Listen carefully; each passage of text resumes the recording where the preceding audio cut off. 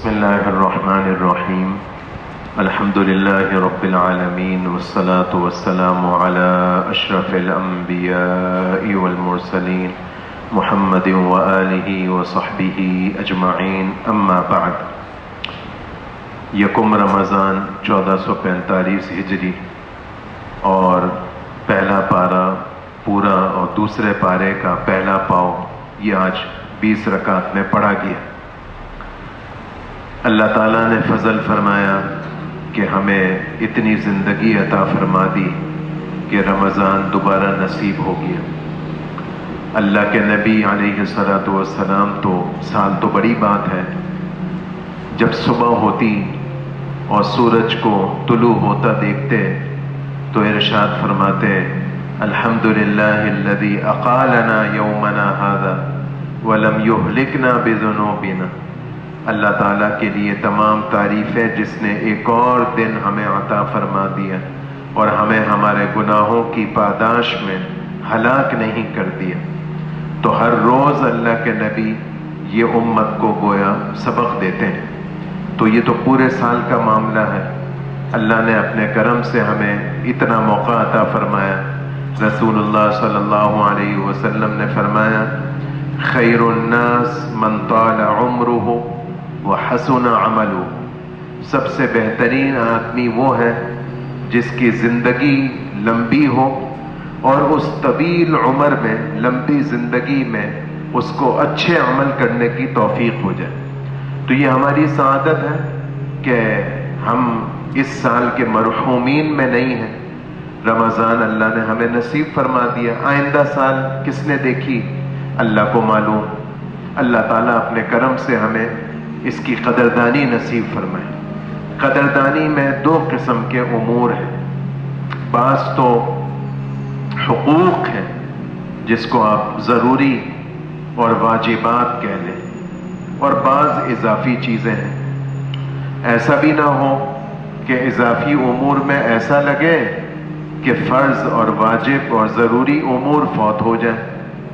تو فرض اور ضروری ایک آدمی کسی کمپنی میں ملازمت کرتا ہے، سیٹھ نے تنخواہ تو دی نہیں اور رمضان کا پیکج دے دیا، تو کیا کہیں گے؟ آپ کا شکریہ، آپ نے رمضان کا راشن کا ہمیں پیکٹ تو دے دیا، لیکن وہ تنخواہ بھی تو دیجیے، کیونکہ تنخواہ تو ہمارا حق ہے۔ یہ تو اضافی چیز ہے، آپ کی مہربانی۔ تو اسی طرح کچھ چیزیں ضروری ہوتی ہیں۔ ضروری چیزیں صرف 3 ہیں۔ اگر ہم 3 باتوں کا اہتمام کر لیں تو یوں کہیے کہ ہمارا رمضان کسی درجے میں وصول ہو جائے گا۔ روزے نمبر 1، نمبر 2 تراویح، اور نمبر 3 دن ہو یا رات اپنے آپ کو گناہوں سے بچانا۔ بس یہ 3 کام کر لیں۔ پھر اضافی کام 2 قسم کے ہو سکتے ہیں۔ بعض وہ ہے جس میں مال ہمارا لگے گا، بعض وہ ہے جس میں ہمارا بدن استعمال ہوگا۔ دونوں ٹھیک ہے، لیکن ایسا معلوم ہوتا ہے کہ رمضان کا جوڑ بدنی عبادت سے، جس میں بدن مشغول ہو اور بدن کو تھوڑی تھکاوٹ لگے۔ مثال کے طور پر اگر ہم نے مال خرچ کر کے افطاریاں کرائیں، بہت اچھی بات ہے، لیکن یہ بھی کوئی کم نہیں ہے۔ واضح بات ہے ہر آدمی تو یہ نیکی سر انجام نہیں دے سکتا۔ بدنی عبادت کیا ہے کہ ہم 4 کاموں میں اضافہ کر لیں۔ 4 کاموں میں کیا کہہ رہا ہوں؟ اضافہ کر لیں۔ غیر رمضان اور رمضان اس میں کچھ فرق ہو جائے۔ وہ 4 کام کیا ہے؟ تلاوت، نمبر 2 ذکر، نمبر 3 لمبی دعا، نمبر 4 نوافل۔ بس یہ 4 کام اور چاروں کا تعلق میرے بدن سے۔ اس میں کیا کر لیں؟ ہم پرانے زمانے کے بزرگوں کی طرح ساری رات جاگ نہیں سکتے، ہم اپنے کام اور نوکری پر نہ جائیں یہ بھی نہیں ہو سکتا، لیکن یہ تو کر سکتے ہیں کہ غیر رمضان اور رمضان میں کچھ فرق کر لیں۔ یہ 4 کام کر لیں۔ مثال کے طور پر تلاوت میں اضافہ کرنے کا کیا مطلب ہے؟ صحابہ رضی اللہ عنہم کا معمول غیر رمضان میں بھی تلاوت کا پتہ ہے کیا تھا؟ 1 ہفتے میں قرآن ختم کرتے تھے۔ 7 حصوں میں صحابہ نے تقسیم کیا ہوا تھا. آج بھی آپ دیکھیے ہمارے جو قرآن پاک چھپے ہوئے ہیں اس میں نیچے لکھا ہوا ہوتا ہے حزب 1 حزب 2 احزاب پر تقسیم ہے. یہ صحابہ کی تلاوت کی ترتیب تھی. پہلے دن وہ تلاوت کرتے تھے فاتحہ سے لے کر 6 پارے کی سورہ مائدہ تک. دوسرے دن تلاوت کرتے تھے سورہ مائدہ سے 11ویں پارے کی یونس تک. تیسرے دن تلاوت کرتے تھے 11ویں کی سورہ یونس سے 15ویں کی سورہ بنی اسرائیل تک. چوتھے دن تلاوت کرتے تھے 15ویں پارے کی بنی اسرائیل سے 19ویں پارے کی سورہ شعراء تک. پانچویں دن 19ویں پارے کی شعراء سے لے کر 23ویں پارے کی والصافات تک. چھٹے دن 23ویں پارے کی والصافات سے لے کر 26ویں پارے کی سورہ قاف تک. اور 7ویں اور آخری دن سورہ قاف سے لے کر والناس ختم قرآن تک. تو ہم یہ رمضان میں، وہ غیر رمضان میں بھی اس کا اہتمام کرتے تھے، ہم رمضان میں اس کا اہتمام کر لیں. اللہ تعالیٰ ہمیں اس کی توفیق دے اور اس کی ہم اللہ سے مدد مانگیں. آج رات سحری میں اللہ سے تہجد میں دعا مانگیں، اے اللہ رمضان کی قدردانی نصیب فرما. اے رسول اللہ صلی اللہ علیہ وسلم نے ایک صحابی کا ہاتھ پکڑا، معاذ رضی اللہ عنہ ان کا نام ہے، اور ہاتھ پکڑ کر فرمایا اے معاذ مجھے تم اچھے لگتے ہو. سبحان اللہ، کتنی اچھی بات ہے. ہم سب دعویٰ کرتے ہیں کہ ہمیں رسول اللہ صلی اللہ علیہ وسلم سے محبت. کیا کہنے ان نصیبے والوں کے جن کو اللہ کا نبی یہ کہے کہ تم مجھے اچھے لگتے ہو. پہلے تو یہ فرمایا، پھر فرمایا میں تمہیں ایک دعا سکھاؤں. کوئی نماز ایسی نہ ہو جس نماز کے بعد تم اللہ سے یہ نہ مانگو اے معاذ تم مجھے بہت اچھے لگتے ہو. محبت کا اظہار کیا، پھر دعا سکھائی، نصیحت کری کہ ہر نماز کے بعد مانگنا. کیا دعا؟ رب اعنی علی ذکرک و شکرک و حسن عبادتک. اے اللہ تو میری مدد کر، توفیق دے اپنے یاد کی، شکر کی اور اچھی طرح عبادت بجا لانے کی. تو یہ میں اس پر آپ کو سنا رہا ہوں کہ اللہ سے مدد طلب کرنا چاہیے، مدد طلب کرنی چاہیے کہ اللہ تعالی ہمیں توفیق دے. یہ تو میں نے استقبال رمضان کے حساب سے بات کر لی. میرے دوستوں، رمضان کا بہت جوڑ ہے قرآن پاک کے ساتھ. اسی لیے آسمانی وحی، آسمانی کتب تمام، قرآن صرف نہیں، تورات، زبور، انجیل اور قرآن پاک بھی سب رمضان میں اترے. اور اسی لیے تراویح ہے، اور اسی لیے رسول اللہ صلی اللہ علیہ وسلم ماہ مبارک میں حضرت جبرائیل کے ساتھ اس قرآن کا دور کیا کرتے تھے. اور جس سال وفات ہوئی اس سال تو 2 مرتبہ دور کی. تو بہت جوڑ ہے. اللہ تعالیٰ اپنے کرم سے ہمارا قرآن کے ساتھ دل لگا دے. معصور دعاؤں میں ایک عجیب دعا آتی ہے، لمبی دعا ہے، مجھے آگے کی بات کرنی ہے لیکن وہ دعا یاد آ گئی. رسول اللہ صلی اللہ علیہ وسلم نے اللہ سے دعا مانگی. آگے کبھی یاد آئے گا تو میں دوبارہ یہ پوری دعا سنا دوں گا، وہ مانگنے سے تعلق رکھتی ہے، لیکن ابھی میں مختصر عرض کر رہا ہوں. اے اللہ تجھے تیری قدرت کا واسطہ، آسمان کا واسطہ، زمین کا واسطہ، پہاڑوں کا واسطہ، سمندر کا واسطہ، تیری قدرت کا واسطہ، رات اور دن کا واسطہ، آسمانی کتابوں کا واسطہ، تیرے نبیوں کا واسطہ، تو قرآن پاک کو میرے لیے باغ و بہار بنا دے. تو مجھے ایسا کر دے کہ قرآن کے بغیر میرا جی نہ لگے. تو اللہ تعالیٰ فضل فرما دے، ہمارا قرآن کے ساتھ دل لگ جائے. یہ جو سلسلہ اللہ نے شروع فرمایا تو اصل میں تو میری اپنی لالچ ہے. اللہ تعالیٰ اس کی برکت سے کچھ پڑھنے کی توفیق دے دیتے ہیں، کچھ قرآن کے مضامین تازہ ہو جاتے ہیں. تو آپ حضرات توجہ سے سنیں گے، آپ حضرات کی توجہ کے بقدر اللہ تعالیٰ زبان سے کہلوائیں گے. ضروری نہیں ہے کہ ہر سال نئی باتیں آپ سنیں. واضح بات ہے قرآن تو وہی ہے, تو قرآن تو نہیں بدل رہا. اور پھر یہ کہ اس مجلس میں 20 منٹ 25 منٹ آدھا گھنٹہ اس میں ہم کیا کرتے ہیں؟ نام تو خلاصے کا ہے, لیکن اصل میں کیا ہے کہ قرآن پاک آج مثال کے طور پر 1.25 پارہ پڑھا گیا. اس 1.25 پارے میں سے کچھ باتیں گویا سوچ لی گئی, اٹھا لی گئی, منتخب کر لی گئی کہ ان کا تھوڑا سا مضمون دوستوں کے سامنے عرض کر دیا جائے. یہ پورے 1.25 پارے کا خلاصہ نہیں ہے. تو اللہ تعالیٰ توفیق دے دے اس ماہ مبارک کی اور قرآن پاک کی قدردانی کی. سورہ فاتحہ سے قرآن پاک شروع ہوتا ہے, اور یوں کہیے کہ فاتحہ قرآن پاک کا خلاصہ ہے اور قرآن پاک کا دیباچہ ہے. اور اسی لیے یہ کہتے ہیں کہ قرآن پاک کو سمجھنا ہو تو فاتحہ کو سمجھ لیا جائے. فاتحہ میں اللہ نے کیا بتایا؟ فاتحہ میں ایک مضمون تو اللہ نے اپنے خالق ہونا اور اپنا رب ہونا بتایا. میں ہی تمہارا پیدا کرنے والا, اور پیدا کر کے تمہیں تمہارے حال پر میں نے نہیں چھوڑ دیا, تمہارا پالنے والا بھی میں ہی ہوں. نمبر 2 یہ بتایا کہ دیکھو دنیا کی زندگی اصل نہیں ہے, اصل زندگی موت کے بعد کی ہے, اور وہیں پر دنیا کے تمہارے سارے کاموں کا بدلہ دیا جائے گا. مالکی یوم الدین, دین کا معنی کیا؟ بدلہ. گویا اللہ رب العزت مالک ہیں. اردو ترجمہ آپ دیکھیں نا تو پڑھیں گے مالک ہیں روز جزا کے, قیامت کے دن کے اللہ تعالیٰ مالک ہیں.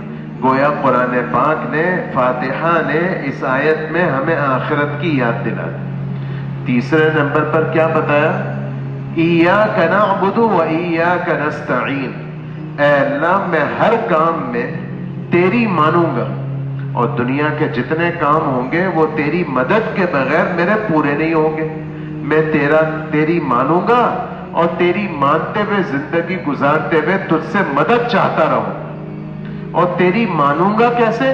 اہدنا الصراط المستقیم, ان لوگوں کے نقش قدم پر چل کر, صراط الذین انعمت علیہم, جن پر آپ کا انعام ہوا, ان کے رستے پر چل کر میں تیری مانوں گا. لیکن ان کے رستے پر میں چلوں اور غیروں کے رستے سے میں بچوں, یہ ہو نہیں سکتا جب تک کہ آپ رہبری نہ کریں. اس لیے ہم نے دعا مانگی, اہدنا, اے اللہ آپ ہدایت دے دیں. ہدایت کا کیا مطلب؟ یوں سمجھیے کہ ہم یہاں گول مسجد میں بیٹھے ہوئے ہیں. کبھی ہوتا ہے نا مسجد سے باہر نکلتے ہیں, کوئی سڑک پر موٹر سائیکل والا جا رہا ہوتا ہے, پوچھتا ہے کہ بھئی یہاں کوئی بیت السکون ہسپتال ہے, کوئی ہل پارک جنرل ہسپتال ہے؟ تو ہم کیا کہتے ہیں؟ ہاں ہاں بس قریب ہے. ایک طریقہ یہ ہوتا ہے, یوں آپ چڑھائی پر آگے جائیں گے, آگے جا کر آپ کو یہ گلی ملے گی, اس طرح ہم راستہ کھڑے کھڑے بتا دیتے ہیں. ایک طریقہ کسی کی رہبری کا یہ ہوتا ہے. اور کبھی ہم کیا کرتے ہیں, آپ کو فلانی جگہ جانا ہے, اچھا میں بھی اسی طرف جا رہا ہوں, آپ کہیں تو میں آپ کے ساتھ موٹر سائیکل پر بیٹھ جاتا ہوں, یا میں اپنی سواری میں ہوں, آپ میرے پیچھے پیچھے آ جائیں, مجھے فالو کر لیں, میں آپ کو وہاں پہنچا دیتا ہوں. پہلی صورت میں تو ممکن ہے کہ وہ سانپ بھٹک جائیں, اور دوسری صورت میں جب میں انگلی پکڑ کر ان کو لے جا رہا ہوں, ان کی موٹر سائیکل پر بیٹھ کر ان کے ساتھ جا رہا ہوں, ان کی گاڑی میں بیٹھ کر ان کو منزل تک پہنچا رہا ہوں, پھر خطرہ ہے بھٹکنے کا؟ نہیں. بس اسی کو فرمایا اہدنا الصراط المستقیم, اے اللہ تو ہمیں ہدایت دے دے. اور اے اللہ یہ میری سب سے بڑی ضرورت, اس لیے میں ہر نماز کی ہر رکعت میں یہ آیت پڑھوں گا اور دعا مانگوں گا, اور اے اللہ تجھ سے ہدایت کا سوال کروں. یہ سورہ فاتحہ کا خلاصہ. اگلی سورت سورہ بقرہ ہے. بقرہ عربی زبان میں گائے کو کہتے ہیں. اس سورت کا نام بقرہ اس لیے ہے کہ بنی اسرائیل موسیٰ علیہ السلام کے زمانے میں ایسا ہوا کہ لوگوں نے موسیٰ علیہ السلام کی اس بات کو ماننے سے انکار کر دیا کہ مرنے کے بعد ایک زندگی اور ہے. تو اللہ نے ایک واقعہ رونما کرایا جس سے یہ ثابت ہوا کہ تمہیں پیدا بھی میں اللہ نے کیا, تمہیں موت بھی میں اللہ دیتا ہوں, اور جب چاہوں تو میں دوبارہ زندہ بھی کر سکتا ہوں. تو اس کا قصہ یہ رونما ہوا کہ ایک شخص نے دوسرے کو قتل کر دیا مال کی لالچ میں. لوگوں نے موسیٰ علیہ السلام سے کہا کہ آپ تو کہتے ہیں آپ کے پاس آسمانی وحی آتی ہے، آپ وحی کے ذریعے ہمیں بتلا دیجئے کہ ہمارے مرحوم کا قاتل کون ہے. تو موسیٰ علیہ السلام نے اللہ کے بتلانے سے قوم کو یہ کہا کہ آپ لوگ ایسا کریں کہ ایک گائے کو ذبح کریں، اس کا گوشت کاٹیں اور اس کے گوشت کو مقتول مرحوم کے جسم سے مس کریں، ملائیں، تو وہ مقتول کھڑا ہو کر تمہیں اپنے قاتل کا نام بتلا دے. انہوں نے ایسا کر لیا اور وہ مقتول کھڑا ہو کر اس نے اپنے مارنے والے کا نام بتا دیا. تو قصہ ختم ہو گیا. لیکن اس قصے کے ذریعے یہ پتا چلا کہ اللہ جب چاہے کسی کو زندگی دے، اللہ جب چاہے کسی کو موت دے، اور اللہ چاہے تو مرنے کے بعد دوبارہ زندہ کر سکتے ہیں. تو میں قیامت کے دن بھی تمہیں دوبارہ زندہ کروں گا، اس میں تمہیں شک نہیں کرنا چاہیے. اس قصے کی مناسبت سے اس کا نام سورہ بقرہ. پھر اس سورت کی فضیلت بھی ارشاد فرمائی. رسول اللہ صلی اللہ علیہ وسلم نے فرمایا گھروں میں سورہ بقرہ پڑھا کرو، اس لیے کہ جس گھر میں سورہ بقرہ پڑھی جاتی ہے شیاطین اس گھر سے بھاگ جاتے ہیں. اور دوسری روایت میں فرمایا کہ یہ ایسی سورت ہے کہ اس سورت کا مقابلہ باطل والے نہیں کر سکتے. باطل والے نہیں کر سکتے. اس کے دو ترجمے لکھے، دو مطلب لکھے. ایک مطلب یہ ہے کہ شیطان اور شیطانی طاقتیں اس سورت کا مقابلہ نہیں کر سکتی.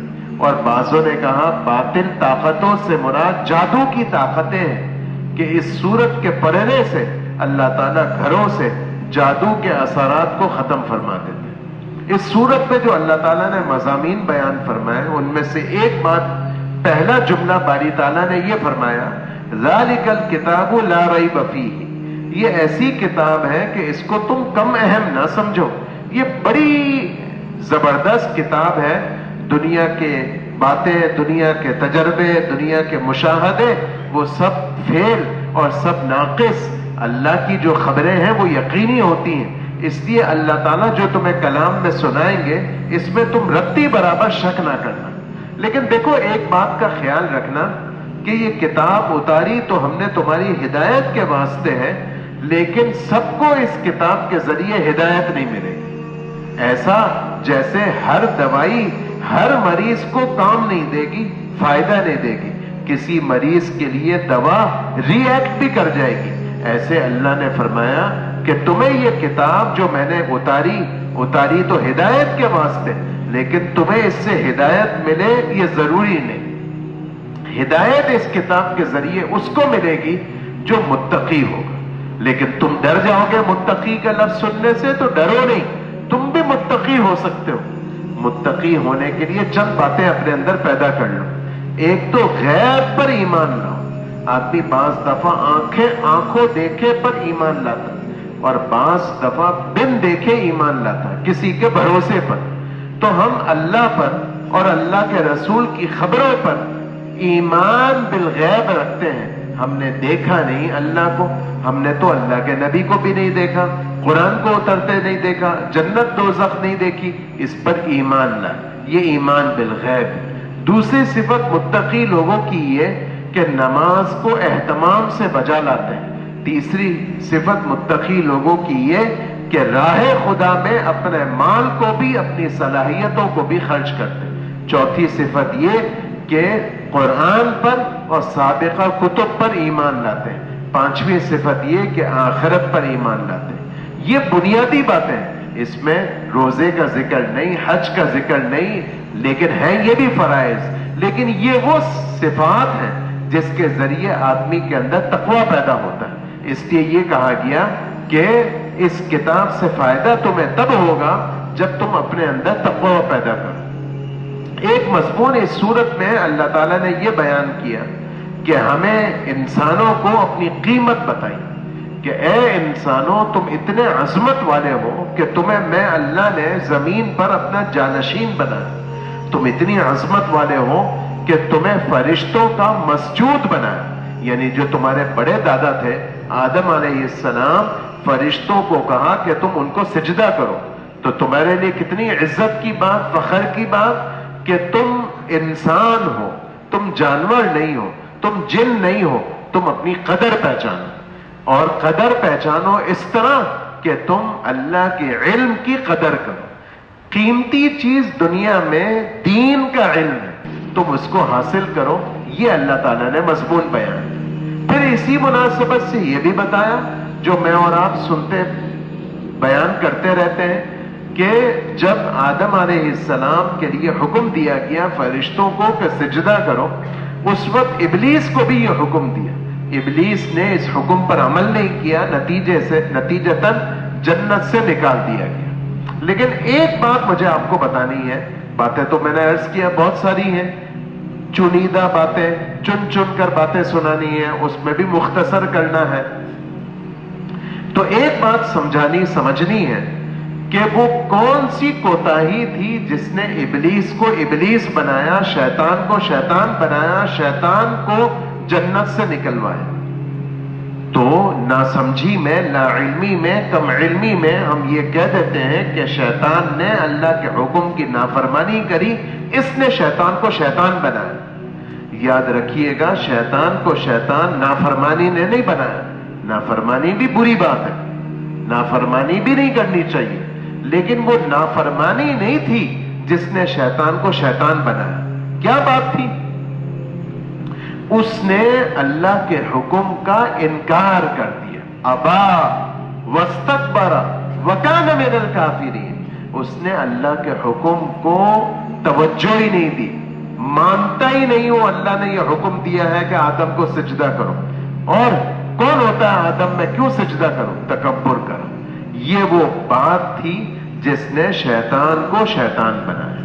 پھر یہ بات بھی ہمیں سمجھنے کی ہے کہ شیطان تو جنت سے نکال دیا گیا، میں اور آپ جانتے ہیں، بولتے رہتے ہیں، سنتے رہتے ہیں کہ آدم اور ان کی اہلیہ محترمہ جنت میں رہا کرتے تھے، اللہ نے یہ حکم دیا کہ اس درخت کے قریب بھی نہ جانا ورنہ جنت سے نکال دیے جاؤ گے۔ ایک دن اس ممنوعہ درخت کے قریب چلے گئے، جنت سے نکال دیے گئے، دنیا میں پہنچا دیے گئے، اور نتیجتاً میں اور آپ بھی پیدا ہو گئے۔ اب دوسری بات سمجھنے کی ہے، ایک تو شیطان والی بات، دوسری یہ کہ آدم علیہ السلام سے ایسا کیا گناہ ہوا جس کی وجہ سے جنت سے نکال دیے گئے۔ تو اللہ نے یہ بتایا رہتی دنیا تک کی انسانیت کو کہ مسئلہ درخت کا نہیں تھا، درخت کے پھل کا نہیں تھا، درخت کو میں بھلا کیوں ممنوع قرار دوں گا جب میں نے آدم کو جنت میں بسایا ہے اور جنت کی ساری نعمتوں سے وہ لطف اندوز ہو ہی رہے ہیں، تو میں کیوں منع کرتا کہ فلانے درخت کے قریب نہ جاؤ۔ میں نے تو اصل میں اے انسانوں تمہارے لیے ایک سبق مقرر کرنا تھا کہ میرا حکم تمہارے لیے اہم ہے، اور جب تمہیں میرا حکم مل جائے تو یہ سمجھ لینا کہ اس حکم کو پورا کرنا ہے، اس میں عقل نہیں دوڑانا کہ یہ حکم اللہ نے کیوں دیا۔ اور اگر تم میرے حکم کی سرتابی کرو گے تو یہ سمجھ لو جیسے تمہارے بڑے دادا کو جنت سے نکالا گیا، پریشانی ہوئی، تمہیں دنیا میں ہمیشہ پریشانی کا سامنا کرنا پڑے گا اگر تم نے میری باتوں کو عمل نہیں کیا۔ یہ اللہ نے نقطہ سمجھا۔ پھر آدھے پارے تک بنی اسرائیل کا تذکرہ ہے۔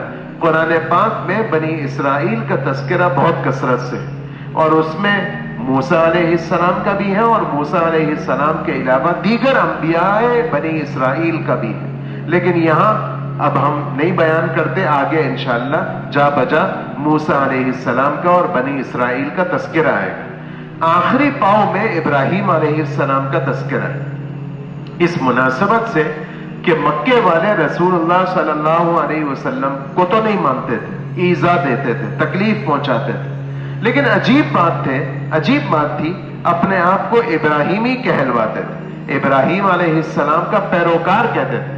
تو اللہ نے یہ کہا اچھا عجیب لوگ ہو، ابراہیم کو مانتے ہو؟ ہاں جی ابراہیم کو مانتے ہیں۔ تو ذرا پڑھو تو صحیح ابراہیم کی کیا تعلیمات تھی۔ ابراہیم کی تعلیمات تو توحید کی تھی، اور عجیب بات بتائیں، یہ جو تمہارے نبی تمہارے درمیان محمد صلی اللہ علیہ وسلم ہے جن کے تم منکر ہو، یہ نبی محمد صلی اللہ علیہ وسلم تو ابراہیم علیہ السلام ہی کی دعا کا نتیجہ ہے. انہی کی دعا کی بدولت ان کو نبوت ملی اور تم انہی کے منکر ہو. یہ اللہ تعالیٰ نے بیان کیا. دوسرے پارے کی ابتدا میں، دوسرے پارے کے پہلے پاؤں میں قبلے کی تبدیلی کا ذکر ہے. میں اور آپ بیت اللہ کی طرف رخ کر کے نماز پڑھتے ہیں. رسول اللہ صلی اللہ علیہ وسلم ابتدا میں نماز پڑھا کرتے تھے بیت المقدس کی طرف رخ کر کے. پھر اللہ تعالیٰ کی طرف سے حکم آیا قبلے کی تبدیلی کا. رسول اللہ صلی اللہ علیہ وسلم کی چاہت بھی تھی اور اللہ نے آپ کی چاہت کو پورا کرتے ہوئے قبلے کو بدل دیا. اب بیت اللہ ہمارا قبلہ نہ کہ بیت المقدس. بیت المقدس کی عاصمت اپنی جگہ، لیکن نماز کے اندر ہم رخ کریں گے اب کس کی طرف؟ بیت اللہ کی طرف. یہ تو ایک بات ہو گئی. اب اس سلسلے میں چند باتیں اللہ تعالیٰ نے فرمائی. لوگوں نے کہنا شروع کیا کہ پتہ نہیں کیوں قبلہ بدل دیا. تو اللہ نے کہا دیکھو قبلہ بدلنا اس لیے نہیں ہے کہ اللہ فلانی طرف ہے اور فلانی طرف نہیں ہے. اللہ تو ہر جگہ ہے. تم کسی طرف بھی رخ کرو گے تو اللہ تو سامنے ہے. تو قبلے کا تعین اس لیے نہیں ہے کہ اللہ فلاں جانب ہے فلاں جانب نہیں ہے. نہیں، اللہ تعالیٰ تو ہر جگہ ہے. یہ قبلے کا تعین یہ حکم الہی ہے اور تمہیں ڈسپلن سکھانے کے لیے ہے اور تمہیں یہ پیغام دینے کے لیے ہے کہ تم زندگی میں اپنے رخ کو ٹھیک کرو، جیسے نماز میں تم اپنے رخ کو ٹھیک کر کے نماز پڑھتے ہو. زندگی گزارنے میں اپنے رخ کو ٹھیک کرو، ورنہ رخ نماز میں ادھر ہو کہ ادھر ہو اس سے کوئی فرق نہیں پڑتا. چنانچہ اگلا پاؤ جس کی پہلی آیت کل انشاءاللہ پہلی رکعت میں پڑھی جائے گی، اس کا مضمون یہی ہے کہ نیکی کا تعلق رخ بدلنے سے نہیں ہے، نیکی کا تعلق تو ماننے سے ہے. تمہیں ہم نے ماننے کا حکم دیا. پھر ایک بات اللہ نے دوسرے پارے کی پہلی آیت میں یہ فرمایا کہ یہ جو اعتراض کرنے والے ہیں نا، جو قبلے کی تبدیلی پر اعتراض کرتے ہیں، قرآن نے کہا کہ یہ سب کے سب بے وقوف ہیں. ان کو بے وقوف کہا. گویا ہمیں تسلی دی کہ دیکھو اے مسلمانوں، تمہارے دین پر جو اعتراض کرنے والے ہیں ہر زمانے میں اعتراض کرنے والے رہیں گے. رسول اللہ صلی اللہ علیہ وسلم پر بھی اعتراض ہوا، قبلے کی تبدیلی پر بھی اعتراض ہوا. یہ اعتراض کرنے والے در حقیقت عقل سے پیدل ہیں. تم ان کے اعتراضات سے متاثر ہو کر اپنے دین کو نہیں چھوڑو، تم اپنے دین میں ثابت قدم اور پکے رہنے کی کوشش کرو. یہ چند مضامین سوا پارے کے میں نے آپ کو سنا دی. اللہم صلی علی محمد عبدک ورسولک وصلی علی المؤمنین والمؤمنات والمسلمین والمسلمات.